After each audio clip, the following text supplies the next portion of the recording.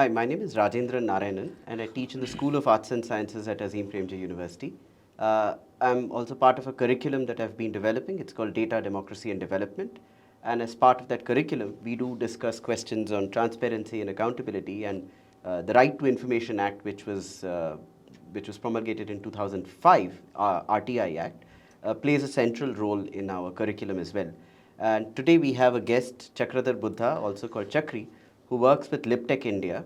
Chakri has a rich experience of working in Andhra Pradesh on Adivasi rights, land rights, and questions on transparency and accountability of various rural social policies. He has been centrally involved with He's been involved with various national campaigns on food security, right to work, and in particular, he is also part of the National Campaign for People's Right to Information. And he holds the credit of, I think, filing more than 1,230 RTIs over time. So we have Chakri over here. Thank you, Chakri, for joining us. So if you could just tell us briefly, what is RTI and why do we need RTI?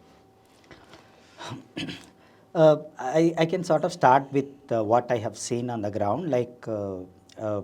When I'm working with a trade union, which is sort of unionizing workers, then I'm looking at their past records, and then I came across this interesting case where in 1984, this Dalit family, which is sort of tilling land in rural Visakhapatnam district, and one day they sort of received an advocate notice saying that the land belongs to some X, and these people have to vacate the land quickly. If not, they have to face consequences like criminal case and all. So then they sort of approached this trade union seeking for help, and this trade union wanted to know, because that's a government land, and these families sort of claiming that they are tilling the land for generations.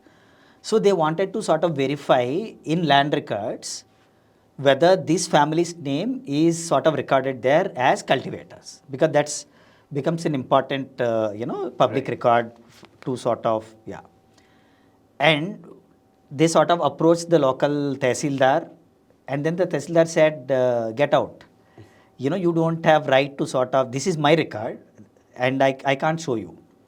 Then they have to approach AP High Court. And then finally, AP High Court said, no, this is a public record and you have to show it to that family. And that is how the union sort of accessed it, and ultimately the story had a good ending. But my thing is just imagine, 6 lakh villages in the country, and if everyone has to sort of approach High Court for their own land records, then what can happen?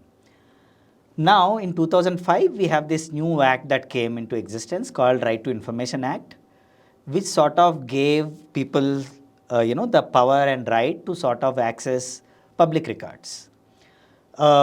They can access any information which is sort of pertaining to the state, functioning of the state, their rights, anything under the sun, except few exemptions like, security, safety, and issues which are related to private information. So now, cut back to 2008. Now you have similar land struggles, people's lands being sort of encroached upon by upper caste people, and by just filing an RTA application without spending any money, using their BPL card, people could able to sort of apply for these public records, and they got access to them, and they are using them. So that's the story, if I can say, the importance of RTI. Yes, it's a great story in the sense it's an attempt at a redistribution of the power asymmetry, power relations that has been existing. Exactly. How does one file an RTI? Yeah, I think to just come with this one statement which all the RTI activists use, which the act itself has also talked about, is it sort of gives you the same powers in accessing information as these elected representatives have. Just imagine my member of parliament, whatever information that is accessible to her, is also accessible to me. That's the power of RTI, if I have to put it in simple terms. Yeah, and maybe before that, I'd like to just pause that question and ask you. You filed 1,230 odd RTIs. So I know it's a lot, but is there any response that you thought was funny? There were some. I mean, I would say like they are embarrassing than funny. I had this thing like I filed RTI with the labor department. I am like working, trying to understand, how many people got employed in special economic zones. So like I'm sort of approach this labor department, and this public information officer who is sort of supposed to provide me this information, he didn't give. Then RTA says like if you are not getting information you are not supposed to, then you have this appeal system in place. So I went for first appeal, and then I sort of wrote in that appeal form saying I want hearing to be conducted and I want me to be invited to that hearing. So the first appellate authority, who is actually boss of this public information officer, who is supposed to provide me this information, he called both of us. And he sort of scolded him in front of me, and that guy felt very embarrassed. He didn't like it, obviously. But I got the information I'm looking at. And in my next application, I sent to the same department some other application, and I received this call from this PIO, Public Information Officer, saying, "Where are you?" I said, "I'm in at my home and all." He said, "No, I want to come and give you information in person." I said, "No, you can post it." No, I wanted to sort of give you. He came all the way from Visakhapatnam to my hometown, Anakapalli, 40 kilometers away. And I met him at the bus station. This guy is pretty serious. I was wondering why he wanted to give me in person. So he gives me that information. He wanted me to sign, and he also gave me a letter. That letter read, "See, you think you are a dedicated citizen of this country, following constitution, RTI and all, but you forgot to sign on your RTI application." So I could have sort of said no to your, give you information, but I'm giving you this information, and I wanted to see your face. This is what he said actually, I wanted to see your face when you are reading that letter. So that letter basically says all of these things, and then says, in spite of you being very utterly irresponsible in filing your application, we are still giving you that information. That's wonderful. So that's, was there any experience that was any response from an RTI that was really surprising? Not surprising. There were some experience which was scary. Once I sort of went with that application, and then the public information officer tore away my application and threw it on my face. Oh. So that was pretty scary. And needless to mention, it was a police station. Oh. So that was scary. So different kinds of okay. So we have a spectrum from embarrassment to scare. Now I want to get into some specifics, because in my course the students have to file RTI as part of the course curriculum itself. Now, how does one file an RTI? If you can just... Okay, there is no designated template that one should follow in filing application, but you sort of do some research, basic research. For instance, on which topic that you want to file RTI, it comes under which department, basic things of that sort.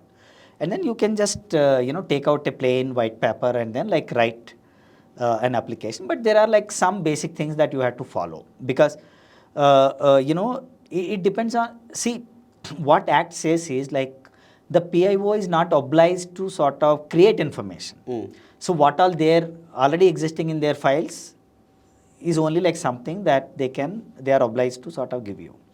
So it's better not to sort of ask for information in templates, formats, because what is there in their files might not be in these templates or formats or whatever. So I think these two things, one is whom you are asking, that you have to be clear, and what you are asking, and then how you are asking.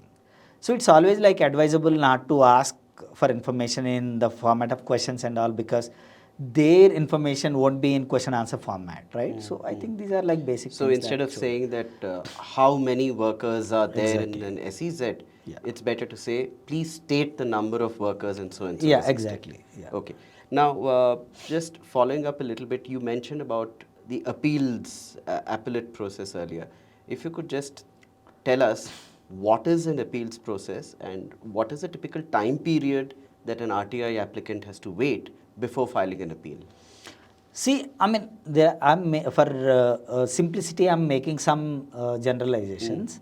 Like once I sort of file RTA application, then I'm like supposed to receive information in 30 days time. And if I don't get response in 30 days, or if I'm not satisfied with what all I'm getting, then I can sort of go for first appeal. Usually, like it's head of that department in for that office. Usually, that person would be.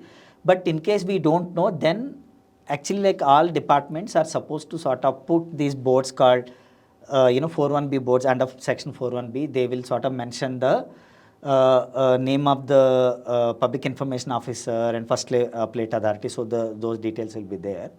And if it's like online, you can go to like a department's website and also like find out who is the PIO and who is the first appellate authority. So these information about PIOs are available on department websites? Yeah, most department websites you will find, and otherwise like for block level offices and all, you can visit that office and then see. You don't have to go to that block. Even like in your block, if you see, same applies. If it's the same state, then the same thing applies. So if I don't, then the first appellate authority, like I go to that appeal, first appeal, and if I'm not satisfied, then have the obligation to, I have the authority to go approach the information commissions. These are like quasi legal bodies. They sort of hold same powers as civil courts do. So if I'm not satisfied with my experience at the level of PIO and first appeal, then I can approach these quasi-legal information commissions. So information commissions, they exist at a state and the central level. Are they, there are, I believe, many of them, there are a lot of vacancies that are there. What are the implications of these vacancies on RTI as an act? Yeah, see, I mean, if I'm like approaching a central government, union government department, then obviously like I had to go to their process, which is approaching the union commission, Central Information Commission, which is called in Delhi. And you have the system of like online filing and all, which you can do. If it is like state departments, some states have online filing systems and some states doesn't have. For instance, like Maharashtra has online filing system state, whereas AP, Andhra doesn't have of that kind. Yeah, now coming back to your question, especially like after this union government, like NDA government sort of came into power, this phase of the NDA government, they haven't appointed any of these commissioners without being pushed by the courts. So that has been the trend from 2014. And even now, as we speak, the Central Information Commission is headless. They don't have the Central Information, Chief Information Commissioner. So that will have a bearing on a lot of things on the day-to-day functioning. For instance, actually by sheer definition, Central Information Commission means Central Information Commissioner plus other commissioners. So once you don't have the Chief Commissioner, then actually like you can say that the commission is not there at all. So the current government also brought out some amendments to the original RTI Act. Do you think those amendments have been beneficial to the people or not? I mean, there are like from the beginning, especially of this regime, their tendency towards RTI has always been problematic. For instance, they sort of they try to sort of dilute the powers of the commissions. See, why commissions are there in the first place? They are adjudicators. Their job is to sort of bat on citizens' behalf and to see that they get the information. They are like, one can say, bringing analogy of what would I say, we have this, human rights commissions and all, which have to sort of talk on workers, citizens' rights. So similar. But with the sort of changes that are being brought, I think it's sort of, losing the teeth, one should say. I mean, not to say that they are in ideal position before 2014, but I think the trend has been to sort of dilute it largely. Yeah, also with the passage of the Data Protection Act, there is a lot of apprehension that transparency is being pitted with privacy, and consequently both are getting diluted, and that's a huge apprehension that many people have expressed. Do you have any? Yeah, I mean, you sort of summed it up well. So every time you talk about transparency, then they will say, ki, like, but what you are asking is sort of violation of privacy. And then when I sort of ask for privacy, then they will say, nahi, but it's against, transparency. That's how the narrative is playing out. But see, like, already, if you see, like, for last few years, one big concern all RTI activists, if you ask, they will say, is growing usage of, even under RTI Gambit, how some of the provisions of RTI are used to deny information. So that's like already a growing trend. Section 81J is something which is being quoted in most of the applications. Now, if you see like my own application. If you just say what Section 81J is. So, I mean, in simple terms, basically like saying that, what you are asking is violation of privacy. Right. So now, like under data protection and all, you are sort of saying, you are sort of in a way bringing more, don't use like section 81J. We are like giving you a complete act and sections which you can sort of use to deny information. So if I have to say, that is how it is sort of playing out now. Okay, so I think transparency is definitely under threat, and consequently, would you say that accountability is also under threat? Because see, I go back to my story that I said. See, my thing is, how, I mean, any legislation, like the power of any legislation, how you can sort of notice. And two things. One, Dr. Baba Saheb Ambedkar has said. And the other one is like what Gandhi has said. Gandhi has said in democracy, like poor people, I mean, weak people and strong people should have same opportunities. I think that is being compromised by bringing all these changes. And what Ambedkar has said,